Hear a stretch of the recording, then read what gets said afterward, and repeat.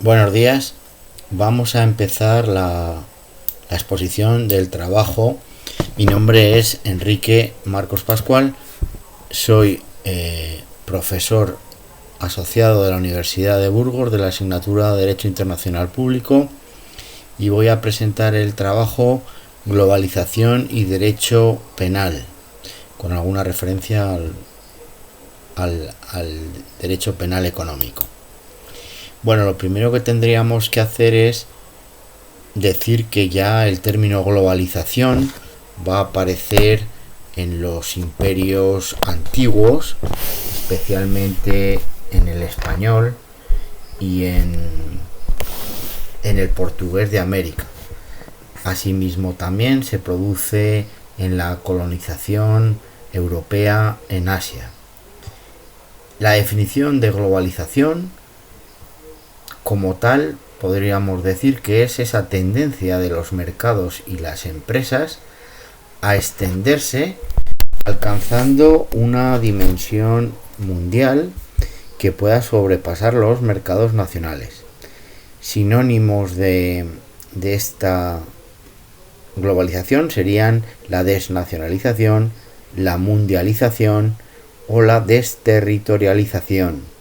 Entre la doctrina destacar a algunos autores como de Sousa, Arnaud y Velázquez, que van a definir como formación o cultura global como esa búsqueda del comercio libre o una liberalización del comercio y del capital, o también como esa búsqueda en la flexibilización del mercado, como esa aceleración de una mundialización.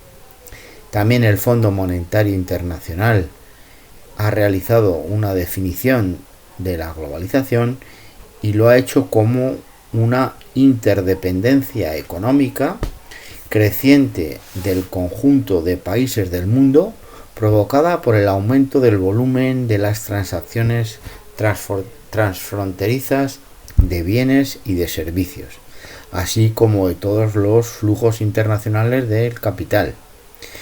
También lo define como una difusión acelerada generalizada de la tecnología. Al hablar de globalización tenemos que referirnos tanto a ventajas como inconvenientes. Entre las primeras señalar ese beneficio en los procesos de organización, de producción, de eficacia y de mejora en el acceso a los mercados, pero en cuanto a los inconvenientes tenemos que señalar que se va a producir una ruptura entre las naciones con una concentración en los países pobres.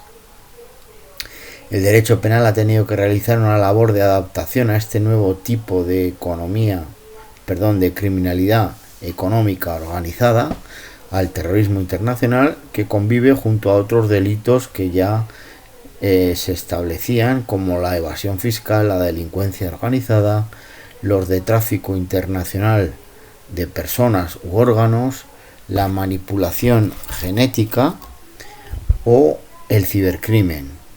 Este abuso de la legislación penal ha implicado un descenso en el nivel de la calidad técnica de la legislación penal. Se van a crear figuras delictivas basadas en el sujeto y no en el hecho. Sería un derecho penal de autor y no del acto. Se van a producir sanciones meramente por puestas en peligro, sin que se produzca un resultado concreto. Se va a producir una criminalización de las conductas y a veces una desproporción de las penas. Es lo que autores como Muñoz Conde advierten de que se está legitimando una legislación excepcional en materia de terrorismo que no va a respetar esas garantías y derechos fundamentales reconocidos tanto a nivel constitucional y que forman parte de un derecho penal en un Estado social y democrático de derecho. El derecho penal lo que ha hecho es evolucionar en una progresiva racionalización de las penas y se ha pasado de una sociedad en el que el odio y el miedo se ha impuesto, en el que se ha producido una implantación de estados democráticos de derecho en los que se ha establecido el denominado derecho penal del enemigo, con una implantación que ha supuesto, como decimos, ese progresivo retroceso en nuestro Estado democrático de derecho.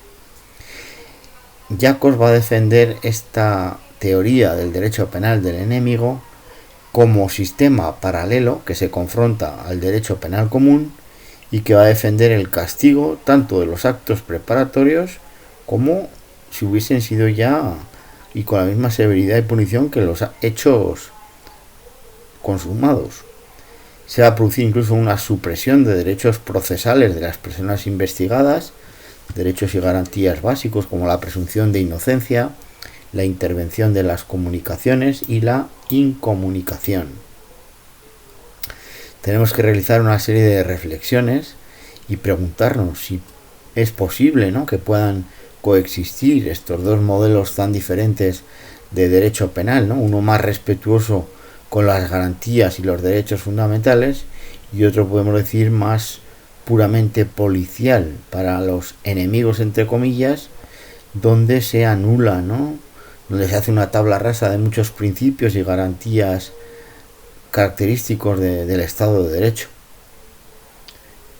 Como tal, el concepto de derecho penal del enemigo es un concepto doctrinal de política criminal en que hay que inocuizar, acelerado todo ello por esta globalización que ha supuesto, como decíamos antes, prácticamente la desaparición del Estado-nación.